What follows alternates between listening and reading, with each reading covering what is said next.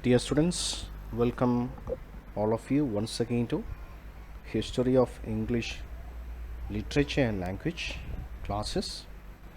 In this video, we are going to get familiar with one of the important writers in the Romantic period.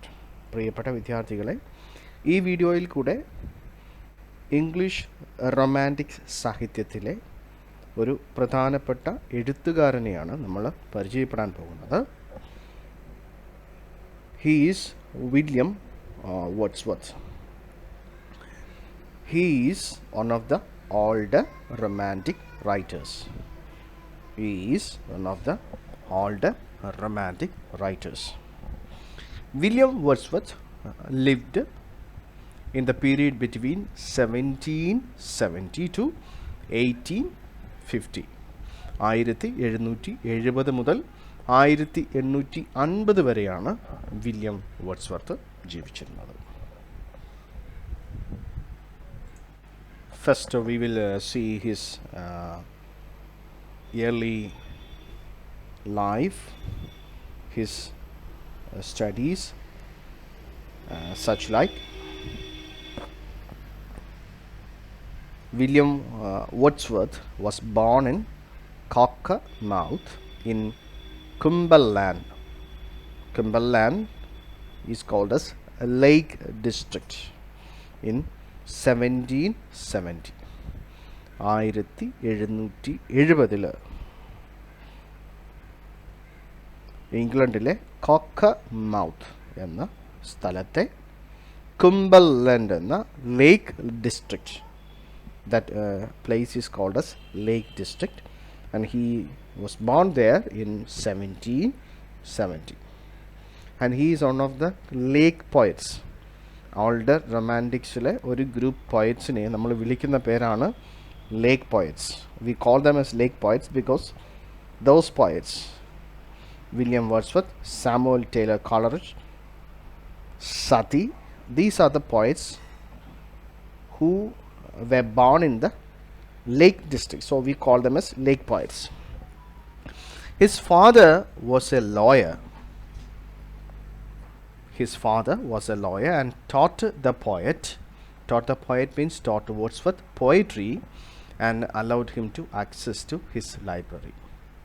His father was a lawyer and he taught his son poetry, the basics of poetry, and also he allowed his son Wordsworth to use his library. In 1791, he got a degree at St. John's College, Cambridge.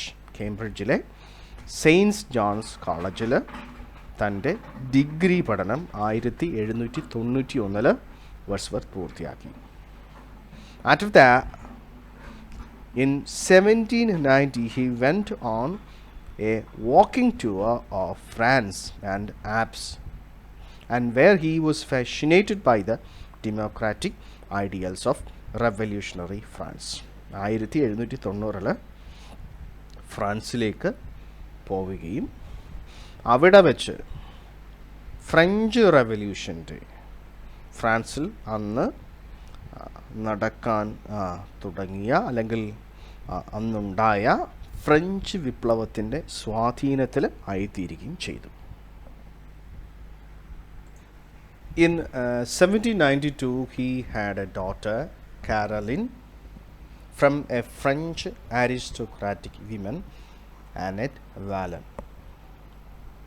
William Wordsworth ഒരു French കുലീന യുവതിയായ Annette വാലനെയാണ് വിവാഹം ചെയ്തത്. അവരിൽ അദ്ദേഹത്തിൻ്റെ ഒരു മകളുണ്ടായി. മകളുടെ പേര് Caroline എന്നാണ്. Then the reign of terror and the war between England and France caused him to return to England, and he was disappointed by the period of terror. So we know that Wordsworth was influenced by French Revolution, particularly the first and the second phases of that. But the third phase disillusion him, and thereby these poets means the early romantics, all of them, most of them, they got disappointed by the turn of the French Revolution during the third phase, and they all got disappointed. And Wordsworth also, he was very much distressed by the reign of terror by Napoleon, and also the war between England and France. So both of them caused him to return to England. Wordsworth spent most of his time with his sister Dorothy. She too was a poet. In his close contact with nature,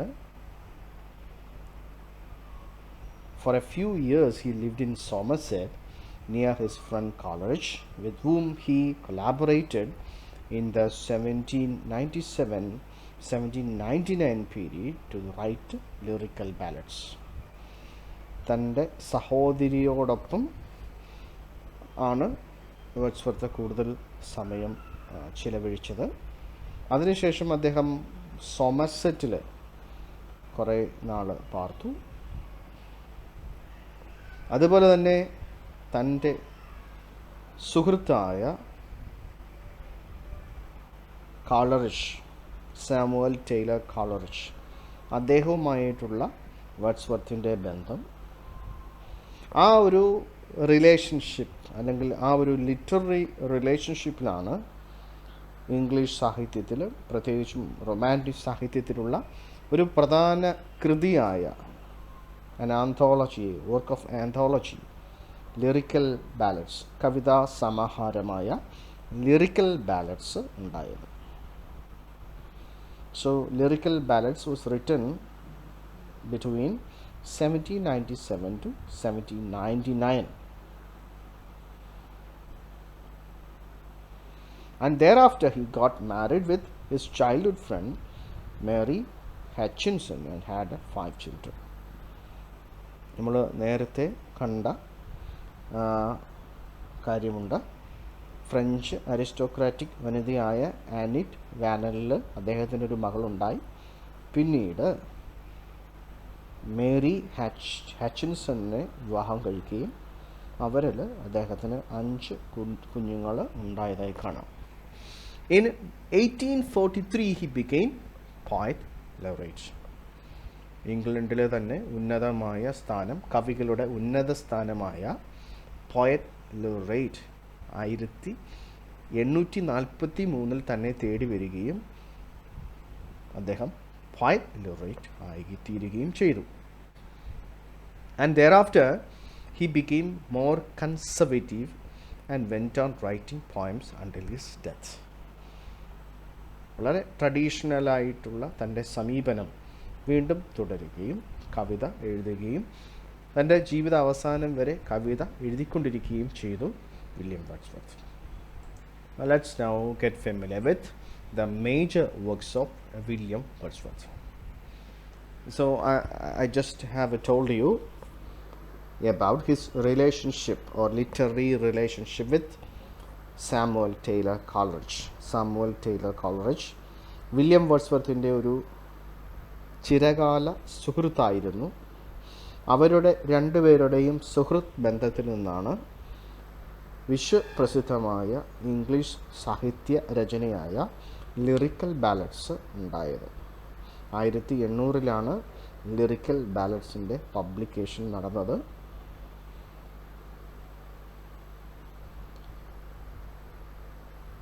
ഈ രചന 2 ഭാഗമായിട്ടാണ് lyrical ബാലഡ്സിൻ്റെ publications നടന്നത്. 1798 1800 ഈ 2 സമാഹാരങ്ങളിലും തൻ്റെ സുഹൃത്തായ S T കോളറിജിനോട് ചേർന്നാണ് William Wordsworth തൻ്റെ രചനകൾ നടത്തിയത്. So together with Coleridge he published lyrical ballads with a few other poems in 1798, then lyrical ballads with other poems in 1800. This edition contains the famous preface, the manifesto of English Romanticism. 1800 publication lyrical ബാലഡ്സിലാണ് തൻ്റെ പ്രധാന ആമുഖം, lyrical ബാലഡ്സിൻ്റെ ആമുഖത്തിലാണ് William Wordsworth English സാഹിത്യത്തിൽ romantic സാഹിത്യത്തിൻ്റെ പ്രവണതകളെപ്പറ്റി അല്ലെങ്കിൽ റൊമാൻറ്റിക് സാഹിത്യത്തിൻ്റെ മാനിഫെസ്റ്റോ ആയിട്ട് തന്നെ നമുക്ക് ഈ ലിറിക്കൽ ബാലഡ്സിൻ്റെ പ്രിഫേസിനെ കാണാൻ കഴിയും.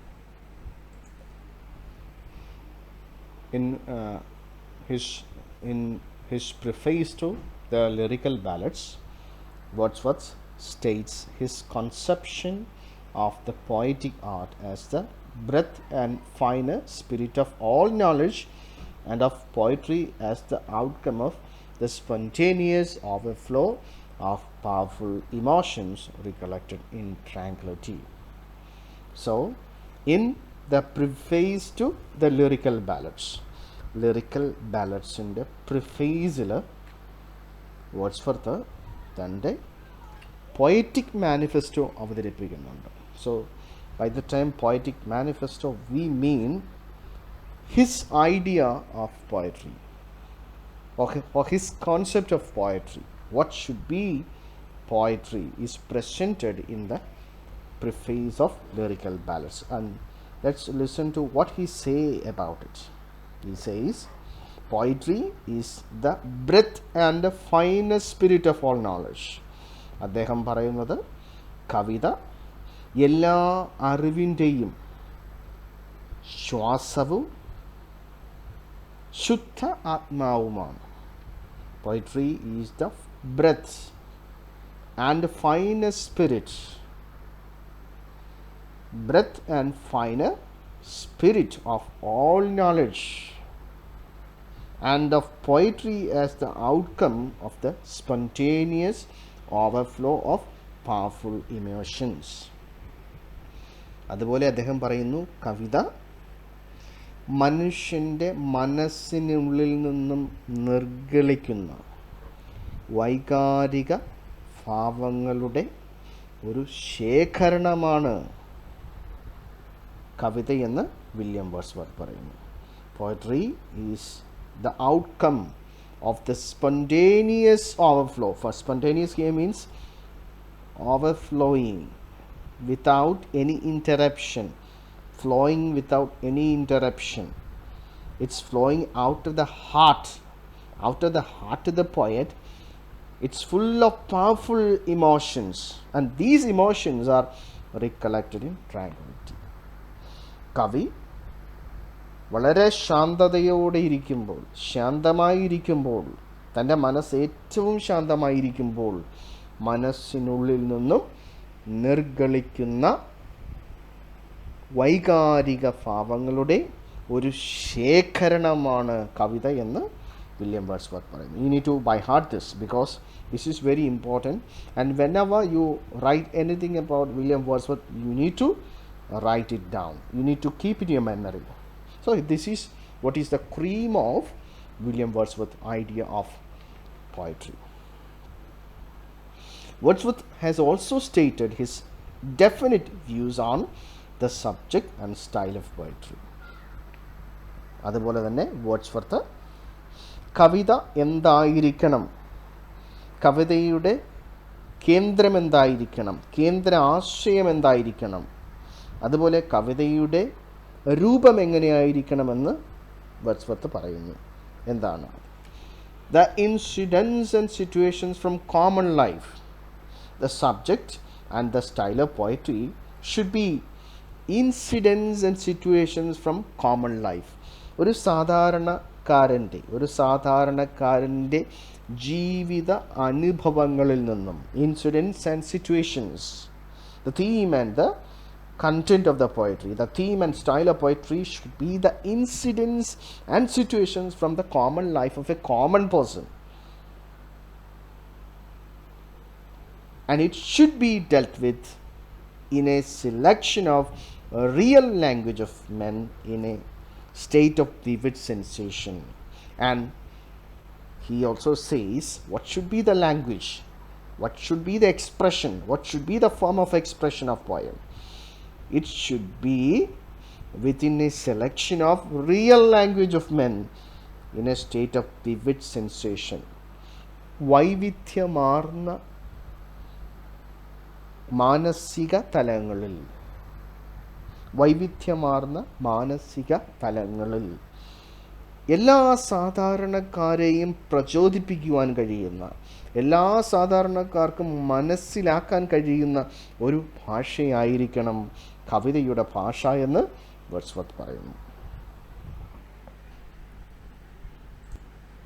So whenever we think of Wordsworth, we think him as a nature poet.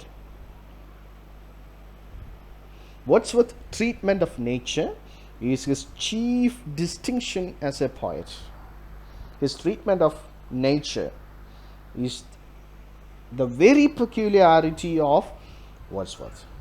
വർഡ്സ്വർത്തിൻ്റെ ഒരു പ്രത്യേകത, അദ്ദേഹത്തിൻ്റെ എഴുത്തിൻ്റെ പ്രത്യേകത എന്തെന്ന് ചോദിച്ചാൽ നമുക്ക് പറയാൻ കഴിയും, തൻ്റെ കവിതയിലെ പ്രകൃതി തന്നെയാണ്. എങ്ങനെയാണ് പ്രകൃതിയെ തൻ്റെ കവിതയിൽ വേർഡ്സ്വർത്ത് കൊണ്ടുവന്നിരിക്കുന്നത്, അല്ലെങ്കിൽ വേർഡ്സ്വർത്ത് അവതരിപ്പിച്ചിരിക്കുന്നത്, അത് തന്നെയാണ് വേർഡ്സ്വർത്തിൻ്റെ ഏറ്റവും വലിയ പ്രത്യേകത. So Wordsworth's treatment of nature is his chief distinction as a poet. He is not a mere lover of nature. Rather, he spiritualized nature and emphasized upon the moral influence existed by nature on man. He was not only a lover of nature. പ്രകൃതിയെ സ്നേഹിച്ച ഒരു വ്യക്തി മാത്രമായിരുന്നില്ല Wordsworth. Rather, he spiritualized nature. പ്രകൃതിയെ ഈശ്വരനായി, പ്രകൃതിയെ ദൈവമായി കരുതിയ ഒരു വ്യക്തിയാണ് വില്യം വേർഡ്സ്വർത്ത്. ഭാരതീയരായ നമ്മൾക്ക് പെട്ടെന്ന് മനസ്സിലാകുന്ന ഒരു ആശയമാണ് spiritualization of nature. And he emphasized upon the moral influence exerted by nature on man. And like that, by the influence of Rousseau,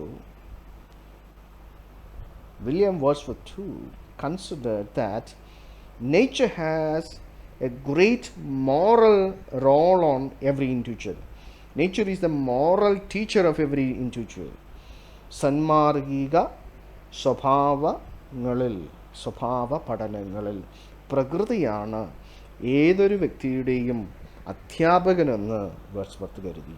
പ്രകൃതി തന്നെയാണ് എല്ലാവരുടെയും ധാർമ്മിക അധ്യാപകനെന്ന് വേർഡ്സ്വർത്ത് വിശ്വസിച്ചിരുന്നു. He believed that an active principle abides in all things, in all nature. So, Wordsworth believed that an active principle is here the divine element, a spiritual element that abides in all parts of the nature. പ്രകൃതിയുടെ എല്ലാ ഭാഗങ്ങളിലും, പ്രകൃതിയിലെ എല്ലാ തലങ്ങളിലും ഈശ്വര ചൈതന്യമുണ്ട്, ഈശ്വര സാന്നിധ്യമുണ്ട് എന്ന് വേർഡ്സ്വർത്ത് കരുതി. And his theory or his belief of pantheism, by which he discerns a divine being in nature that sustains man in his desolation, is his greatest contribution to the poetry of nature. And like that, Wordsworth was a pantheist. Pantheist, what is the meaning of pantheist? Pantheist is a belief that the presence of God is in everywhere in the nature, every element in the nature. Every element in the nature is with the presence of God. That is the belief of pantheism. So he believed in pantheism. ഈശ്വരൻ എല്ലായിടവുമുണ്ട്, തൂണിലും തുരുമ്പിലും എല്ലായിടവും ഈശ്വരൻ്റെ സാന്നിധ്യമുണ്ട് എന്ന് കരുതിയ വ്യക്തിയായിരുന്നു William Wordsworth.